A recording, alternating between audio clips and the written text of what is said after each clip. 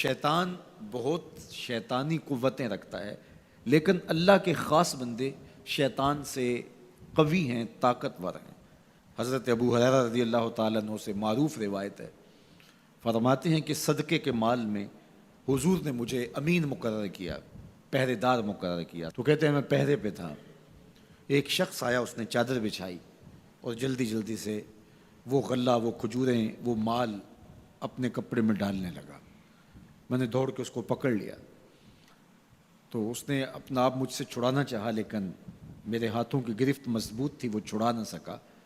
اس نے کہا کہ میں کثیر العیال ہوں، میرے چھوٹے چھوٹے بچے ہیں، تو بھوک نے مجھے چوری پہ مجبور کیا، میں کوئی پیشہ ور چور نہیں ہوں۔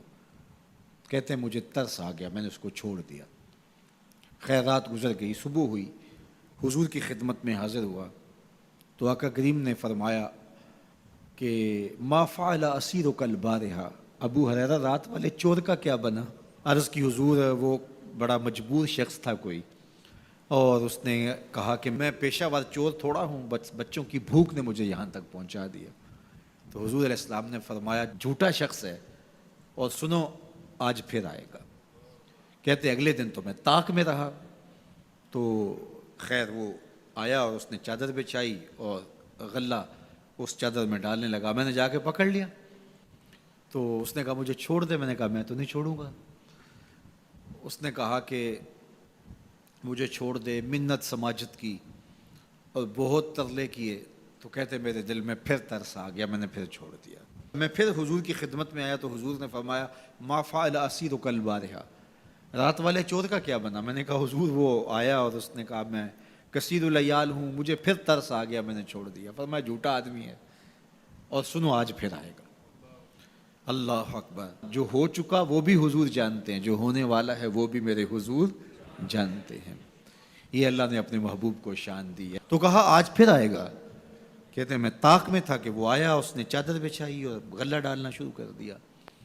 تو کہتے ہیں کہ میں پھر پکڑ لیا۔ میں نے کہا آج تو نہیں چھوڑوں گا، آج تو جو حضور کے پاس لے کے جاؤں گا۔ تو جب اس نے ترلے کیے، منتیں کی، میں نے کہا نہیں نہیں آج تو کوئی بات نہیں چلے گی۔ ایک دن ہو گیا، 2 دن ہو گیا، اب تیسرا دن ہے۔ اس نے کہا ابو ہریرہ میں تمہیں ایک بات بتاتا ہوں، اگر تمہیں اچھی لگے تو مجھے چھوڑ دو گے؟ کہا بتاؤ۔ کہا کہ جب رات سونے لگو تو آیت الکرسی پڑھ لیا کرو، فجر تک تمہارے پاس شیطان نہیں آئے گا۔ کہتے ہیں بات بڑی اچھی تھی، میں نے اسے چھوڑ دیا۔ حضور کی خدمت میں پہنچا تو پھر فرمایا وہ رات والے چور کا کیا بنا؟ میں نے کہا حضور اس نے مجھے یہ وظیفہ بتایا۔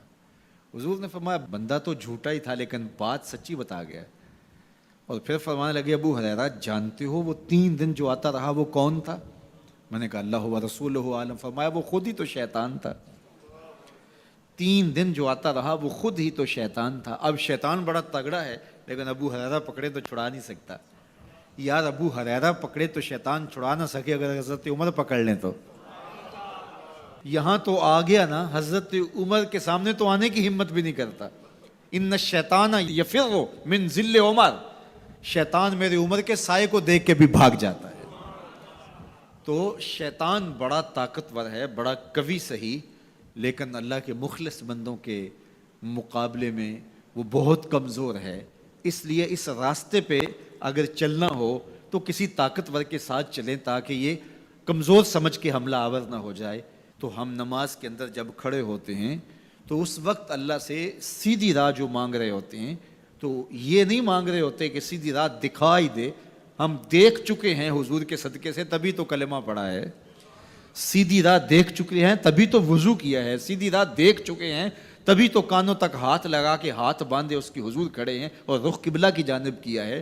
دیکھ چکے ہیں، لیکن آج نماز کے اندر ہم یہ کہہ رہے ہیں اہدنا الصراط المستقیم، مالک راہ دیکھ تو چکے ہیں لیکن پہنچنا بڑا مشکل ہے۔ راستے میں شیطان بھی کھڑا ہے، نفس بھی کھڑا ہے، کہیں راستہ خراب نہ ہو جائے، ساری زندگی کی کمائی کہیں لٹ نہ جائے۔ اس لیے اللہ سے مانگا کہ مالک ہم کمزور ہیں، ہمیں کوئی مان نہیں ہے کہ ہم نے راستہ دیکھ لیا تو منزل پہ پہنچ جائیں گے۔